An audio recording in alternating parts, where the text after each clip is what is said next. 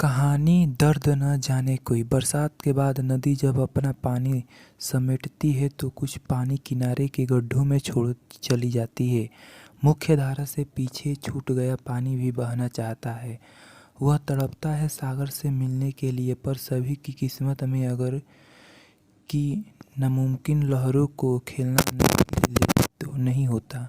कुछ की किस्मत में गर्म धूप की सीढ़ियाँ चढ़ते हुए ऊपर बादलों में गुम हो जाना लिखा रहता है। लेकिन यह सब भूलकर गड्ढों में फंसा पानी मछलियों के लिए घर बनता है। मछलियों की अटखेलियाँ देखकर वह अपनी लाचारी भूल जाता है। वह इस दर्द को भूल जाता है कि उसके साथ का पानी बहकर आगे जा चुका है। पानी का स्वभाव स्त्री सा होता है, तरल और जीवनदायी। जीवन देने की लालसा में स्त्रियों कभी अपने दुख दर्द की परवाह नहीं करती। सुनीता का जीवन भी इन्हीं गड्ढों के पानी की तरह था। मीरपुर गांव में चारों तरफ हरियाली थी। खेतों के पार एक तरफ नदी बहती थी और दूसरी तरफ एक पहाड़ी थी।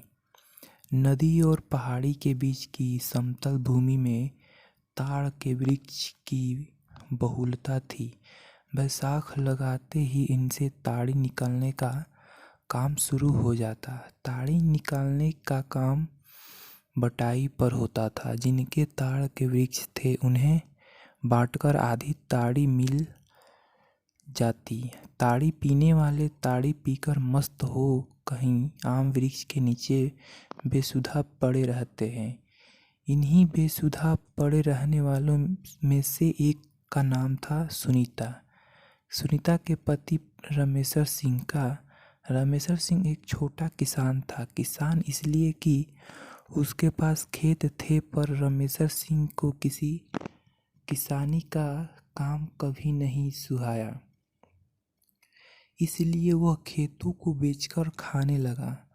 वह दिन भर खाली बैठा रहता, ताड़ी शराब पीता और जब पैसे की कमी होती खेत का एक टुकड़ा बेच देता। रमेशर सिंह अपने घर में अकेला था। माँ बाप उसके गुजर चुके थे और भाइयों ने उसे अलग कर दिया था। काम नहीं करने वाले आदमी को भला कौन बिठाकर। भौजाइयों के रोज रोज के तानों से तंग आए रमेशर सिंह को भी लगा कि बंटवारा करके अलग हो जाना ही उचित है। आखिरकार रमेशर सिंह भाइयों से अलग होकर अपनी रोटियां खुद सेकने लगा। जब रमेशर सिंह भाइयों से अलग हुआ तब तक उसकी शादी नहीं हुई थी। स्वयं से रोटियां सेकने का सिलसिला जो एक बार शुरू हुआ तो वह लंबा चलता रहा। रमेशर सिंह की शादी नहीं हुई। भाइयों ने उसकी शादी करवाने में कोई रुचि नहीं दिखाई। उनके मन में यह बात शायद चलती रहती कि अगर रमेशर सिंह की शादी नहीं होगी तो आखिरकार उसके हिस्से की ज़मीन भी उन्हीं की हो जाएगी। जिस पुरुष की काफ़ी उम्र बीत जाने पर भी शादी नहीं हो तो उसे बंडा कहा जाता है। शादी की उम्र में रमेशर सिंह की कब की गुजर चुकी थी। एक गांव में वह बंडों की श्रेणी में आ गया था। लोग पीठ पीछे उसे बंडा कहने लगे थे। रमेशर सिंह सुबह में रोटियां सेककर दिन भर खाट पर पड़ा रहता।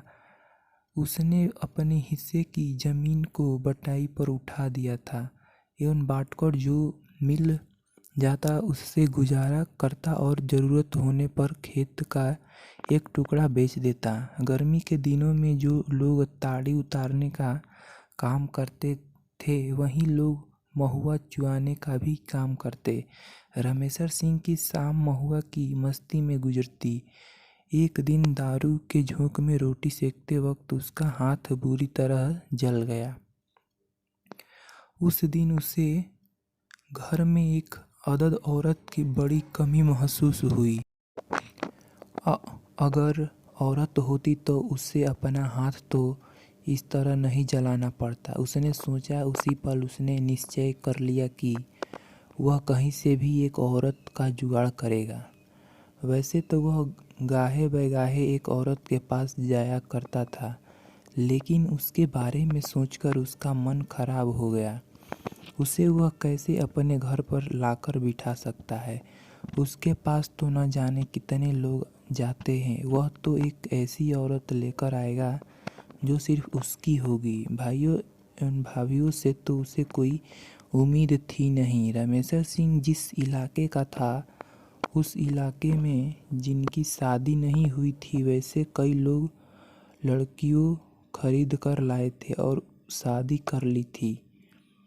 रामेश्वर सिंह ने निश्चय किया कि वह भी अपने लिए लड़की खरीद कर लाएगा।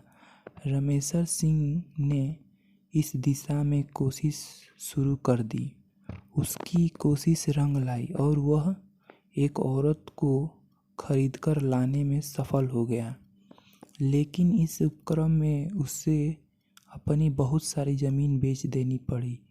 फिर भी वह खुश था कि उसके घर में कोई रोटी बनाने वाली तो आ गई। वह एक गोरे रंग, तीखे नयन नक्शा वाली खूबसूरत सी औरत थी। साड़ी को उल्टा पल्लू करके पहनती थी, जैसे आम बंगालन औरतें पहनती है। रामेश्वर सिंह और उसकी उम्र में बहुत अंतर था। गांव वाले कहते थे कि वह उसे कहीं किसी कोठे से खरीद कर लाया था, परंतु रामेश्वर सिंह इस बारे में किसी से कुछ भी बात नहीं करता था। वह सुनीता पर जान छिड़कता, उसकी सभी फरमाइशें पूरी करता। रामेश्वर सिंह दिन में घर के बाहर खटिया पर उघारे देह सोया रहता। सुनीता जब घर में अकेली परेशान हो जाती तो दरवाजे पर आकर खड़ी हो जाती थी। सुनीता अपने घर के पुराने दरवाजे की चौखट से ओट लगाए सड़क पर पल्लू डाले एवं पल्लू का एक सिरा अपने दांतों से दबाए उधर से गुजरते लोगों को अक्सर दिख जाती थी। वह लोगों से बात करना चाहती थी, लेकिन उसे बंगला के सिवा कुछ नहीं आता था। गांव के लोगों को बंगला का ब भी नहीं पता था। आंगन में पांव पसारने लगा था और उसकी भूख अपने चरम बिंदु पर पहुंचने लगी थी। उसे लगा कि उसका प्राण गले में आकर अटक गया है। बेटे भूख से बेसुध खटिया पर पड़े थे। सुबह से उन्हें पानी पिलाकर फुसला रही थी, पर पानी पिलाकर बच्चे तो फुसल जाते हैं, भूख को फुसलाना संभव नहीं है। वह फिर आकर खड़ी हो जाती। शाम के धुंधलके में सुनीता बच्चों के साथ लिए घर छोड़कर वह सोचकर निकल पड़ी कि या तो बाहर निकल कर रोटी का इंतजाम करेगी या बच्चों के साथ ही कहीं जान दे देगी। कई दिनों से भूखा रहने के बावजूद वह दिन में यह सोचकर नहीं निकल सकी कि कहीं समाज के लोग को उसके घर से बाहर जाने का पता न चल जाए, जिससे रामेश्वर सिंह की प्रतिष्ठा धूमिल न हो। रास्ते में उसके बड़े बेटे ने बड़े ही भोलेपन से पूछा, माँ तुम जादू से रोटी नहीं बना सकती? इस पर सुनीता की आंखें भर आई। काश बेटे मैं बना पाती। अगर मैं जादू से कुछ बना पाती तो तुम्हें भूखा नहीं रहने देती। मेरे बच्चे, मैं जादू से एक ऐसी दुनिया बनाती जहाँ कोई बच्चा भूखा से न तड़पे। सुनीता ने उसके सर पर हाथ फेरते हुए कहा, उसके बच्चों के लिए एक रोटी का इंतजाम तो हो गया, लेकिन भूखे को रोटी मिलना इतना आसान होता है तो कोई बच्चा भूख से नहीं मरता। अभी होटल वाला निबट ही रहा था कि कमरे में एक आदमी और आकर खड़ा हो गया। वह किसी बस का खलासी था। सुनीता ने अपने आँख के आंसू पोंछे और कपड़े में संभालने लगी। तभी खलासी ने आकर पूछा, फिर से आटे की बोरी ऊपर से पटक दिया, जाती कहाँ है? हम भी हैं। पटक दिया, जाती कहाँ है साली, हम भी हैं। खलासी ने विद्रुप हंसते हंसते हुए कहा, भैया हमको जाने दो, हमारा बच्चा मर जाएगा। सुनीता ने चिल्लाते हुए कोशिश की, लेकिन उसकी आवाज़ गले में ही अटक गई। भैया आपने तो कहा था कि आप रोटी देंगे, आपने जो कहा मैंने किया। भैया अब रोटी दे दो। भैया मेरा बच्चा भूख से मर जाएगा, आपका पैर पकड़ती हूँ। भैया इतना निर्दयी मत बनो। भैया उसने होटल वाले से दया की भीख मांगते हुए कहा। उसकी आंखों के आगे धुंधला छाने लगा था, उसका गला सूख रहा था। चुप साली, दे देगी तो घट जाएगा क्या? होटल वाले ने हंसते हुए कहा और खलासी को इशारा कर दिया।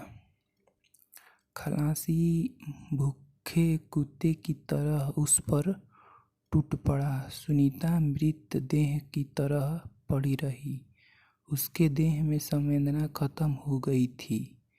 उसे कुछ भी अब महसूस नहीं हो रहा था। शीघ्र ही यह खबर पूरे बस स्टैंड में फैल गई कि होटल में माल आया हुआ है। रात गहराने के साथ बस स्टैंड में रात बिताने वाले ड्राइवर, खलासी और दलाल होटल के उस कमरे में आते रहे और निकलते रहे। कुल मिलकर 15 जानवरों ने उस रात उस लाश के साथ अपनी हवस पूरी की। बाहर 2 निरीह बच्चे भूख से तड़पकर मर गए। तो दोस्तों, ये कहानी कैसी लगी आप कमेंट बॉक्स में ज़रूर बताइएगा और हमारे चैनल को सब्सक्राइब करना ना भूलिएगा। Thank you.